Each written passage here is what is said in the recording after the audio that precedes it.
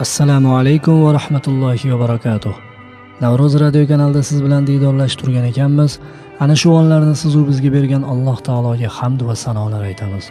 U zotning so'nggi rasuli Muhammad alayhissalomga Allohning salovati va salomlari bo'lsin. Payg'ambarimizga ergashgan sahobalar, tobiinlar va ulardan keyingi solih insonlarga Parvardigorimizning rahmatlari yog'ilsin. Xolislik sari dasturining navbatdagi sonini tinglar ekansiz, biz g'ariblarning ham haqimizga duo qilib qo'yishingizni so'raymiz. Chunki payg'ambar sollallohu alayhi va sallam o'z hadis shariflarida duo ibodatdir deganlar.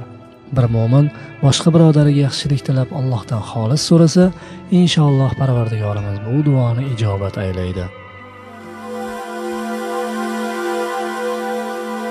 Payg'ambarimiz o'gitlari.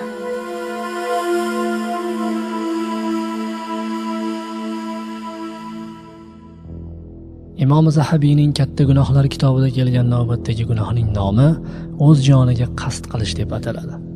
Ya'ni johillarga o'xshab o'zingizni o'zingiz o'ldirmangiz yoki o'zingizni halokatga tashlamangiz deyilmoqda. Amr ibn As radhiyallohu anhu ushbu oyatni sovuq shamollash xavfi bo'lganda tayammum qilishga ta'vil etgani va payg'ambar sollallohu alayhi va sallam bunga e'tiroz bildirmagani yuqoridagi fikrni tasdiqlaydi. Ayrim ulamolar o'zlaringizdan murod dindoshlardir.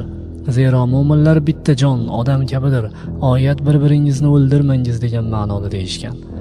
Alloh taolo albatta Alloh sizlarga mehribon bo'lgan zotdir degan. Ya'ni sizlarga bo'lakcha mehribon bo'lgani bois ayrim ishlarni buyurdi va ayrim ishlardan qaytardi. Niso surasining 30-oyatida mazmunan shunday so'zlar bor. Kim haddan oshib zo'ravonlik bilan shunday ishlarni qilsa, biz uni do'zaxga kiritajakmiz. Bu Alloh uchun oson bo'lgan ishdir. Ya'ni kimki Alloh qaytargan ishlarni qilsa, jumladan botil yo'llar bilan mol yesa yoki nohaq qon to'ksa, Alloh uni do'zaxga mahkum qiladi. Jundub ibn Abdulloh radhiyallohu anhu dan rivoyat qilinadi. Payg'ambar alayhisalom aytdilar: "Sizlardan ilgari o'tganlardan bir kishi jarohatlandi. Besabrlik qilib pichoq oldida qo'l tomirini kesib tashladi va ko'p o'tmay qon yo'qotib vafot etdi. Alloh bandam nafsi joniga qasd qildi. Unga jannatni harom qildim" dedi. Muttafaqun alayh. Abu Hurayra radhiyallohu anhu dan payg'ambar alayhisalom aytadilar: "Kimki tog'dan o'zini tashlab o'z joniga qasd qilsa, u jahannam olovida mangu, abadul abad o'zini pastga tashlaydi. Kimki zahar ichib o'z joniga qasd qilsa, u qo'lida zaharini tutib, jahannam olovida mangu, abadul abad o'zini zaharlaydi. Kimki o'zini temir bilan o'ldirsa, u qo'lida temirini tutib, jahannam olovida mangu, abadul abad u bilan o'zini uradi." Buxoriy, Muslim va boshqalar rivoyati. Sobit ibn Zahhok radhiyallohu anhu dan Rasululloh sallallohu alayhi vasallam aytdilar: "Mo'minni la'natlash uni o'ldirish bilan barobardir. Kim bir mo'minni kofirlikda ayblasa, uni o'ldirgandek bo'libdi. Kimki o'zini biron narsa bilan o'ldirsa, qiyomat kunida o'sha narsa ila azoblanadi." Buxoriy hamda Muslim rivoyati. Bir kishi jarohatining og'irligiga chidolmay o'limini tezlatib, qilichining tig'i bilan o'zini o'ldirdi. Payg'ambar sollallohu alayhi vasallam u haqda "U do'zax ahlidandir" dedilar. Buxoriy hamda Muslim rivoyati. Alloh taolodan bizlarni hidoyatiga yo'llamog'ini, nafslarimiz yovuzligi va amallarimiz yomonligidan saqlashini so'raymiz. Albatta u saxovatli, marhamatli, mag'firatli va rahimli zotdir.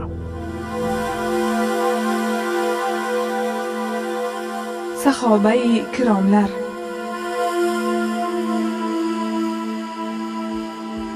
Payg'ambar sollallohu alayhi va sallam bilan davrdosh bo'lgan, u zot sharifning o'zlaridan tahsil olgan ashabi kirom mo'minlarga ommatan xitob qilmishlar.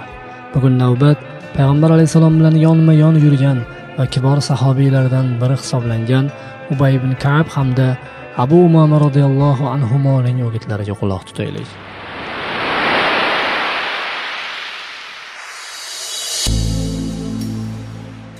Ubay ibn Ka'bning o'gitlari. Mo'min 4 vasfga egadir. U boshiga musibat kelsa sabr qiladi. Bir ne'mat berilsa shukr qiladi. Gapirsa to'g'ri gapiradi va adolat bilan hukm chiqaradi. Mo'minning 5 narsasi nurdir. Mo'min kishi haqida Alloh nurun ala nur, ya'ni nur ustiga nur yog'dirgan. Chunun mo'minning yaxshi so'zi nur, bilimi nur, kirgan yeri nur, chiqar joyi nur va qiyomat kuni boradigan joyi nurdir. Kofir esa 5 zulmat ichidadir. Uning so'zi zulmat, ishi zulmat, kirgan va chiqqan joylari zulmat. Qiyomat kuni borar manzili zulmatdir. Abu Umoma radhiyallohu anhu ning o'gitlariga quloq tutaylik. Sulaym ibn Amir radhiyallohu anhu dan rivoyat qilinadiki, Abu Umoma bilan Shomda bir dafn marosimida birga edik. Janoza o'qilgach, mayitni ko'ma boshladilar.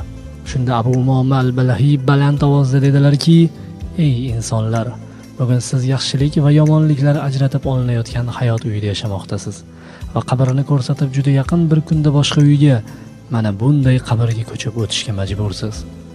Bu qabr yolg'izlik, qorong'ulik uyidir. Bo'rilar uyidir, siqilish va tanglik, qiyinchilik uyidir. Bu yerdan esa qiyomatning mushkul, qiynoqli maydonlaridan biriga o'tasiz va u yerda Allohning amri kelguniga qadar ushlanib turilasiz. Bu uzoq kutish asnosida bir necha yuzlari oqaradi, bir qanchasi esa qorayadi. Shundan so'ng yana boshqa bir maydonga ketasiz. U yerda sizni qorong'u zulmat bosadi. Keyin nur tarqatiladi. Bu nur faqat mu'minlarga beriladi. Kofir va munofiqlar bu nurdan benasibdirlar. Alloh subhanahu va taoloning kitobidagi yoki kofirlarning qilgan amallari ustma-ust to'lqin va uning ustida qora bulut qoplab olgan dengizdagi zulmatlarga o'xshaydi.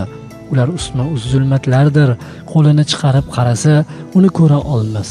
Kimga Alloh nur, ya'ni omonlik bermasa bas, uning uchun hech qanday nur yo'qdir.